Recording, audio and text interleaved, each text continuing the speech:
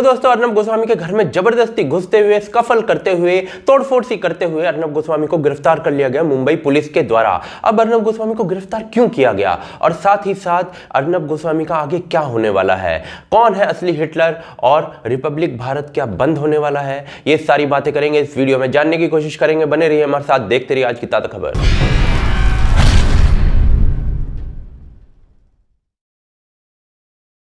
तो दोस्तों अर्नब गोस्वामी एक ऐसे व्यक्ति बन गए हैं जिनके खिलाफ पूरे एक स्टेट की माइट लग गई है और वो आज अर्नब गोस्वामी के घर पहुंचती है उनको गिरफ्तार करने के लिए। वो भी नॉर्मल मुंबई पुलिस नहीं, एनकाउंटर स्पेशलिस्ट सचिन वाजे और उनकी टीम, और वो भी लाठी डंडों के साथ नहीं, AK-47 जैसे असॉल्ट राइफल्स के साथ। अब ये जो टीम है घर में घुसती है और स्कफल किया जाता है अर्नब गोस्वामी के साथ, जो कि इस वीडियो में देखा जा सकता है। पर मौजूद है हेमंत जी, आपसे मैं जानना चाहूंगा अर्नब की गिरफ्तारी को क्या अभिव्यक्ति की आजादी पर सीधा हमला माना जाए? क्योंकि बाद में बताया जा रहा है कि अर्नब गोस्वामी के माइनर बेटे के साथ भी असॉल्ट किया गया है, लेकिन ये सिर्फ बताया जा रहा है। लेकिन ये बात सच्ची हो सकती है, इसमें ना कोई ज्यादा शक नहीं है, क्योंकि आज की डेट में जो मुंबई पुलिस है ना, वो गोबर को भी ना केक बता रही है और बांट रही है लोगों में। लेकिन मुंबई की अगर आप हिस्ट्री देखें ना, तो दाऊद जैसे आतंकवादी भी ऐसे खुले में घूमते रहे हैं, उनको पकड़ने के लिए कभी एनकाउंटर स्पेशलिस्ट AK-47 के साथ नहीं भेजा गया है।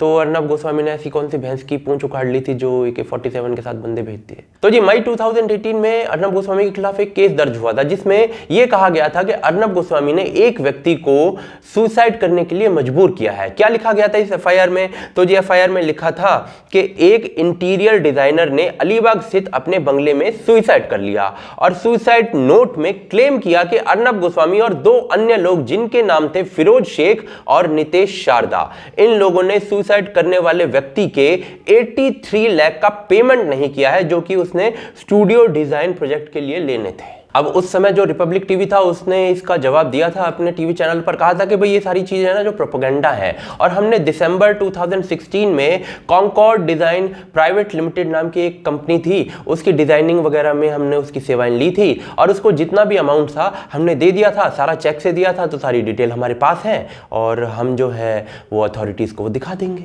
अब भाई FIR भी लिख गई, केस भी हो गया। उसके बाद क्या हुआ? तो जी उसके बाद जो केस है ना वो कोर्ट में चला गया, कोर्ट ने सारा केस सुना और सुनने के बाद कोर्ट ने इसमें अर्नब गोस्वामी के चैनल को क्लीन चिट दे दी, जिसके बाद एक क्लोजर रिपोर्ट बनाई गई। किसने बनाई? मुंबई पुलिस ने खुद ने। इस पर्टिकुलर केस को क्लोज करने की रिपोर्ट यानी कि क्लोजर रिपोर्ट मुंबई पुलिस ने बनाई। अब मुंबई पुलिस जो है वो अपने खुद के क्लोज किए केस यानी कि खुद की बनाई हुई रिपोर्ट यानी कि खुद की इन्वेस्टिगेशन और यानी कि खुद के काम पर सवाल उठा रही है। इतनी ईमानदारी तो बॉलीवुड के अंदर बस जुम्मन चाचा के अंदर दिखती है। यानी यहां से ये बात क्लियर हो जाती है कि अर्नब गोस्वामी के खिलाफ एक ऐसा केस ओपन करने की कोशिश की जा रही है जिसको कोर्ट खुद क्लोज कर चुकी है। लेकिन अब सवाल उठता है कि यह मामला आखिर उठा कैसे?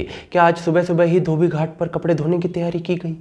तो जी कल एक्चुअली में अर्नब गोस्वामी जो है अपने चैनल पर एक पर्चा दिखा कर कह रहे थे कि भाई परमवीर सिंह जो है ना वो हवाला के थ्रू पैसे लेता है, और आज सुबह सुबह ये कांड कर दिया गया उठते ही। लेकिन ना ये तैयारी थोड़ी सी और पहले की लगती है। 5 मई 2020, जी हाँ 5 मई 2020 ये केस ऑलरेडी क्लोज हो चुका था, लेकिन कांग्रेस के महाराष्ट्र के ट्विटर हैंडल से ये जो महिला दिख रही है ना आपको, ये उस व्यक्ति की पत्नी है जिन्होंने सुसाइड किया था, और उनका एक वीडियो मैसेज कांग्रेस के ट्विटर हैंडल से ट्वीट किया गया था इस केस को फर्जी तरीके से उठाते हुए। यह वही टाइम है जब सोनिया गांधी के लिए भारी भाषा का प्रयोग किया गया था अर्नब गोस्वामी के द्वारा, जब पालघर के साधुओं की हत्या कर दी गई थी। इसका मतलब यह निकाला जा सकता है कि शायद कांग्रेस ने उसी टाइम डिसाइड कर लिया था कि यह मुद्दा दोबारा से उठाया जाएगा। आज तो सुबह सिर्फ नगाड़ा बजाया गया है। लेकिन अब जरा अगले स्टेप पर चलते हैं। काफी पत्रकारों ने इसे क्रिटिसाइज किया है जो कि अर्नब गोस्वामी के कॉम्पिटिटर चैनल्स हैं। दूसरी तरफ बीजेपी के सारे लीडर्स ही इसे क्रिटिसाइज कर रहे हैं, यहां तक कि होम मिनिस्टर अमित शाह का भी इस मुद्दे के ऊपर स्टेटमेंट आया है।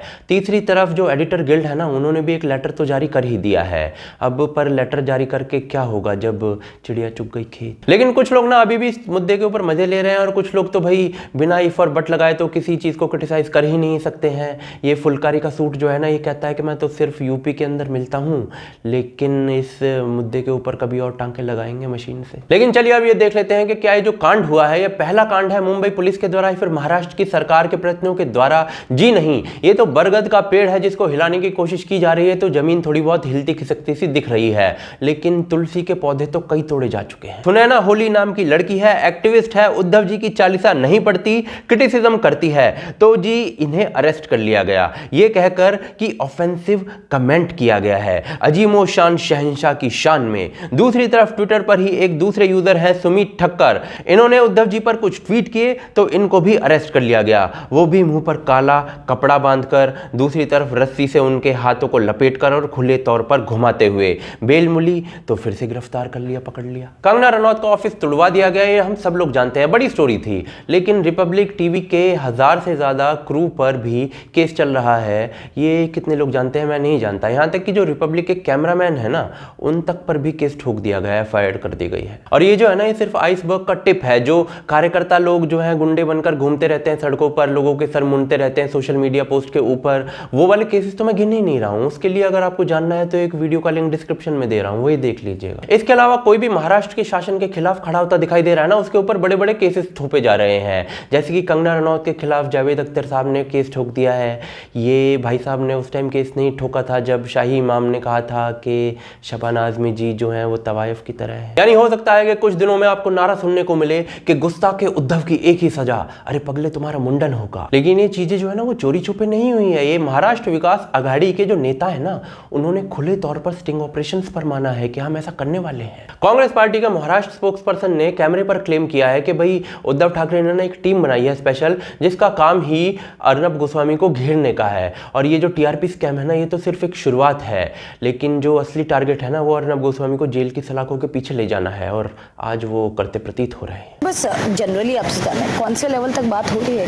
देखिए ऐसा है ना, अभी और आगे की रणनीति क्या है? रणनीति और प्रतिबंधित तो होगा, ये तय कर लीजिए आप। मतलब उसको बैन होने से कोई पृथ्वी का ये बचा नहीं सकता। मतलब ये सरकार की ओर से चल रहा है। कौन कौन इन्वॉल्व है? ऑलरेडी वो टीम है ना एक, उद्धव जी ने ऑलरेडी ये कर दिया है कि आप इसके पीछे रहेंगे, आपको दूसरा कोई काम नहीं करना।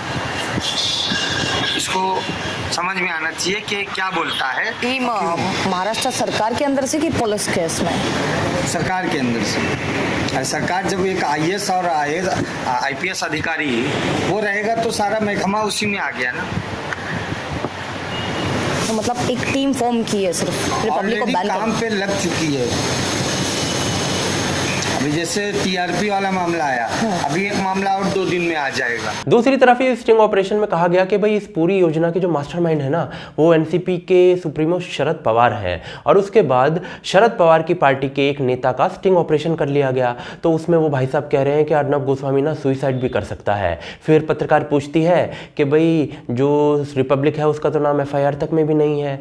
तो नेताजी कहते हैं कि भाई जो इन्वेस्टिगेशन हो रही है ना, उसमें सारे सबूत मिल जाएंगे रिपब्लिक के खिलाफ। और अगले ही दिन खबर आ जाती है कि भाई एफआईआर के अंदर तो इंडिया टुडे का नाम था, लेकिन जो गवाह है ना वो बनाने की कोशिश की जा रही है रिपब्लिक के खिलाफ। और केबल ऑपरेटर्स जो है ना, उनको तो कहा ही जा रहा है कि रिपब्लिक मत दिखाओ। और ये जो चैनल बैन करने की स्टोरी है ना, ये एक नहीं है। केसीआर तेलंगाना में कर चुके हैं, कलकत्ता में भी ऐसा हो चुका है, लेकिन कोई आउटरीच तब नहीं हुआ था। हाँ, जब एनडीटीवी को एक दिन के लिए बैन किया गया था मोदी गवर्नमेंट के द्वारा, तब शोर जरूर हुआ था। क्यों बैन किया गया था भाई? क्योंकि पठानकोट आतंकी हमला चल रहा था उस समय, और ये लाइव अपने चैनल पर आर्मी के कौन से हथियार कहां रखे हुए हैं, क्या चीज कहां है, कौन सा रास्ता सेफ है, ये सब बता रहे थे अपने टीवी चैनल पर बोल बोलकर।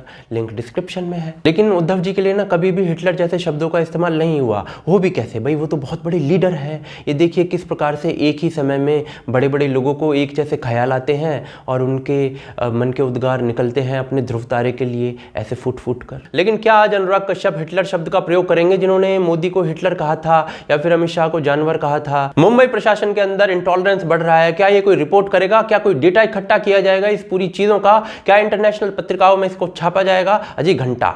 एंड में बस इतना ही कहूंगा कि आप मोदी को हिटलर और मोदी गवर्नमेंट को भी हिटलर शाही कह सकते हैं, ये आपका हक है और आप इसको एक्सप्रेस कर सकते हैं। लेकिन फिर इसको अगर आप निगलेक्ट करते हैं ना, तो आपकी औकात और आपकी असलियत पूरी दुनिया को दिखती है। दूसरी तरफ मैं पर्सनली अर्नब गोस्वामी के किसी चैनल या फिर किसी भी टीवी चैनल को शायद ही कभी देखता हूं, लेकिन इतना जरूर मानना पड़ेगा कि अर्नब गोस्वामी के अंदर लोहा लेने का दम है।